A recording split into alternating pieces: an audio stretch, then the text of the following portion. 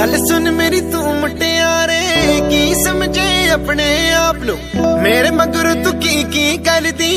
एह गल बस तू ही जान दी मैनू सिफाइयां पेश न कर अब कोलों